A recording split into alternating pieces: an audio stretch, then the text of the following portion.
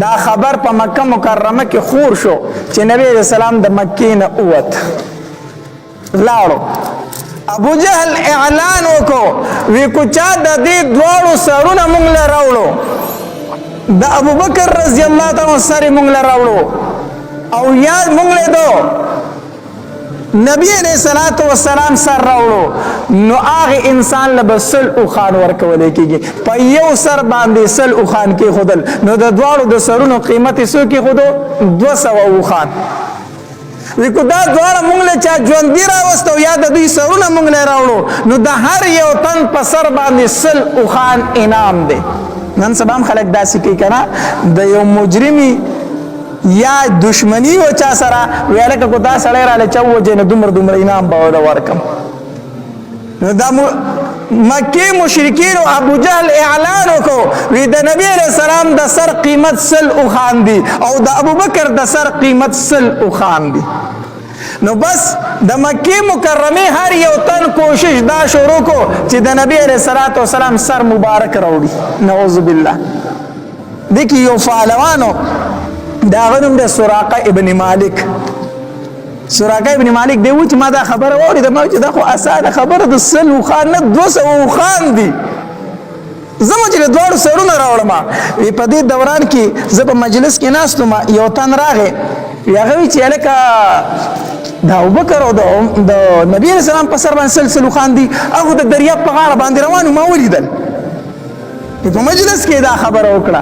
چې هغه د دریاب په غاړه باندې روانو مدینه منورې ته تلو. سراقه ابن مالک ما ورته چې نه مړه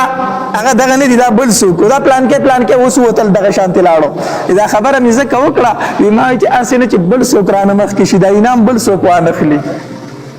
دا خبره مې اخو دې خو کړه چې نه دا پلان کې اوس وتل دا غي لاړو، دا نبی رسول الله چرته دی دا غنه دی. وی د دې خبره مې اخو دې وکړه وی زر کور ترالم غری غونته کې خپل وینځي ته مې وی چې دا است دې پوری غونډکې د دې خټو ویخته بوزه خو سوکتی ونی نه زین من می پټټ کو وینځي ته مې وی چې دا اسپټ د کورو باسه دغلته بوزه او د کور نه د چانی په طرف را لمه اسی د کور شا طرف ترالما او دا سی ټیټ روانو مدزان سره می تورا نه زر اغست چې سوک ونه نه وی زکه ما چې بدینام رانه بل سوک مخ کې نشي په دینام رانه بل څوک مخکې نشي. ویرالم استه او ختم او چې استه او ختم کوم سړی چې کوم لار یاد کړو چې دریاب په غاړه روان دي وی اسمي په منډه کو په تیزی سره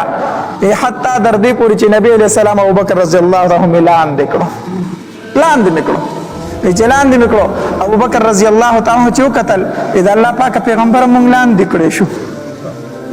شو سراقه ابن مالک فالوان را پس راغد الله پاک پیغمبر نبی علیہ الصلوۃ والسلام فرمایل لا تحزن ان الله معنا. ابو بکر خپکی کما الله زمون سره دی کنه، الله زمون سره دی. نبی علیہ السلام داسې بر اسمان ته وکتل چې وای کتل سراقه ابن مالک وی اسمی وی د زنګونانو پر پزمکه کې ورخاخ شو و چې کله کزمکه اسمی پکې ورخاو شو زته سردلان دی را پرې وتم خکتا ویما نبی علیہ الصلوۃ والسلام ته زاری شروع کړه ایما ورته چې تا راته خیرې وکړي، تا چې اسمان ته وکتل کنه زه پوه شم تا راته خیرې وکړي، زه تا ته څه نه ومه خو زما د اسر آزاد کا. الله ته دعا وکړي چې زما د اس شي ځکه وچه کلکه ځمکه د اس پکې ورخښ شو. الله ته سوال وکړي چې زما د اسر آزاد شي زه تا ته څه نه ومه. نبی علیہ السلام وایي چې ٹھیک ده. نبی اسلام الله ته دعا وکړه اسر آزاد شو. چې اسر آزاد شو استه و ختم کنه بیا ما چې 200 خان دي او راغله یو بالکل مخ ته دي 200 خان دي او ته اوس بیا تشلاسي ویرا ویلاله چې راواغستم بیا می اراده وکړه چې په نبی رسول الله په ابوبکر حمله وکم چې بیا می په اسور منډه کړه کنه اس بیا ورخښ شو چې بیا ورخښ شو بیا می نبی صلی الله علیه وسلم ته زاری وکړه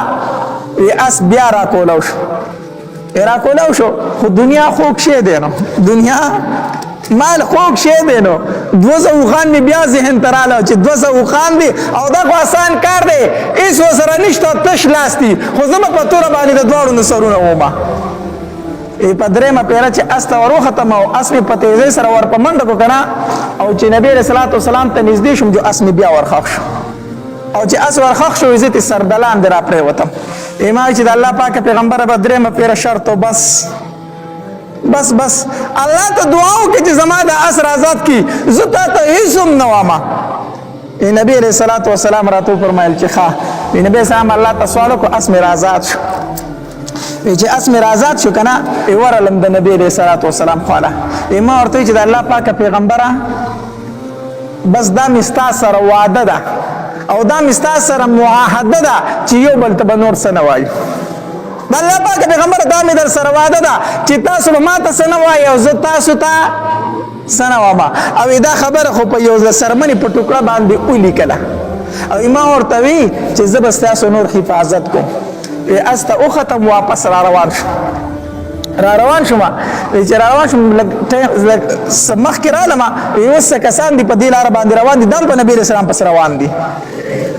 ما ورته وی چې زه دا لاره ما وکتله دا لاره ما ګوره د الله قدرت ته ګوره چې هغه کس چې د نبی علیہ السلام په قتل پسې څه ټایم مخکې را روانو او اوس د نبی علیہ السلام څوکیدار او محافظ دی. مخکې تور راغستی و چې د نبی علیہ السلام نه سر وما او اوس نور خلکو د نبی علیہ السلام بچ کوي. وی زی دا لاره ما وکتله کافر و خو دروغ ویلی نه خوښول دای ونه وی چې زی په دې لاره باندې نشته دی ځکه نبی رسول الله ابوبکر هم په موجودو کنه دروغ نه وی داسې ونه وی چې زی په دې لاره نشته ځکه کافر و خو بیا هم د دروغ نه سکاو نفرت کو دروغ ویلی نه خوښول نو سی وی زی دا لاره ما وکتله نو کتل خو وری شوی کنه زی دا لاره ما وکتله داغي په ذهن کې دا و چې د په دې لاره تله وای نه مونتلو نو ځکه تشلاس راغی ناغي به داغي لارې نس شو واپس شو. الله زموږ په حال رحم وکړي. هغه کافر د دروغونو نفرت کوي نن سبا مسلمان دی د دروغونو نفرت نه کوي بس په هر دویمه درېمه خبره کې د دروغ وي نو د خلک د دغه لارې نه واپس کوي. زه په دې لاره رالم دا ما وکتله زی دغه سراقه ابن مالک چې د نبی رسول الله د خوانه را رخصتېده کنه نبی رسول الله والسلام ورته خبر وکړه وی اے سراقه دله په دغه ټیم کې مسلمان ګورې نه دی ښه وی اے سراقه زستا په سر باندې د کسرا د سر تاج او د لاسو بنگړي وینم دې چې په لار باندې راتو داسې په خندلې ایسا چې بغټې دعوې کوي په کلي کې د ځای نشته خلکو د کلي نه ایستي په کلي کې د ځای نشته او دعوې دومره غټه کوي چې ستا په لاسو باندې بنگړي د بادشاهي نم او په سر د هغه تاج نم دې خبرې ما نه خندا راوسته. به هر حال بیا د عمر رضی الله تعالی عنہ په زمانه کې دا فارس فتح شو دا ایران او دا علاقې فتح شو چې کله فتح شوی دا سراقه ابن مالک په دغه ټیم کې ایمان راوړ او دیم په دغه جنگ کې وو. نو عمر رضی الله تعالی د مدینه منورې نه د دغه جنگ چې کم صفه سالار او جرنیل هغه ته خط ولیکو خط یې ورته ولیکو وی د بادشاه چې کم د سر تاج دی او د لاس بنگړي دي دا ما ته راولېږه او سراقه ابن مالک ورسره هم راولېږه. هغه جرنیل سراقه ابن مالک لاغه سامان ورکو ته مدینه منورې ته لاړ امیر المؤمنین غوښته هغه بللې نو دل ځان سره سامان راوړو چې مدینه منورې ته راغی. نو عمر رضی الله تعالی سامان کولاو کو نو چې کولاوي کو پای کې د لاس بنگړي د بادشاہ نو د بادشاہ د لاس بنگړي پکې نو عمر رضی الله تعالی دوباره خط لیکو هغه جرنیل ته وی د بادشاہ د لاس بنگړي دی پکې سکړو بادشاہ ته چې پیغام ورسېدو سامان اولټو یقینا بنگړیال ته پاتې شو. ناغي واپس هغه کس لور کو دا امیر المؤمنین لور سوا نو چې کله د بادشاہ هغه تاج او بنگړي را کړه عمر رضی الله تعالی یو لوی جلسه مقرر کړه مسجد نبوي کې لوی جلسه مقرر کړه ډېره غټه جلسه او خلک یې وغوښتو او د بادشاہ د لاس بنگړي او تاج یې وغوښتو چې وغوښته کنه نو سراقه ابن مالک وغوښته وی اے سراقه ابن مالک زنن د خپل محبوب ارمان پوره کوما زنن د خپل محبوب ارمان پوره کوما وی تا ته سویلی وایا سراقه ابن مالک وی ما ته نبی علیہ الصلوۃ والسلام او فرمایل چې زستا په سر باندې د شاه تاج او پلاسو دی داغه بنگړي وینم زستا په سر باندې د بادشاہ تاج او پلاسو کې داغه بنگړي وینم عمر رضی الله عنه تو فرمایل ایتا پاغه ټیم کې سوي ایماله پاغه ټیم کې خندار اعلی چې په کلی کې د اوسېدو ځای نشته خلکو د کلی نه وستي او داوی دومره غټه غټه کوي عمر رضی الله تعالی د بادشاہ غ تاج راوغستو او د سراقه ابن مالک په سر باندې کې هوت او بیا فرمایل وی اگر چې د سرو بنگړي نارینه له پلاسول حرام دي جایز نه دي خو زنن د خپل جانان ارمان پوره کوما ایواله سراقه ابن مالک دا بنگړي پلاس کې خیر دی بیا به وباسي سراقه ابن مالک هغه بنگړي راواغستل او پلاس کړو چې پسره د بادشاہ تاج کې خود او پزاسي بنگړي کړلو عمر رضی الله تعالی فرمایلی ما د خپل محبوب ارمان پوره کوم دا چې بیانات اوریدلو د فار زموږ یوټیوب چینل واجد اسلامیک سټوډیو سبسکرایب کې پدې پتا ته ان شاء الله العزیز خسته واقعګان او بیانات ملایوي او د ګنټه د نشان سره کلیک کې تاسو ته اندنه ویډیوګانې مخه درځي او د خپل ملګرو سره لازم شریکه کې والسلام ډیر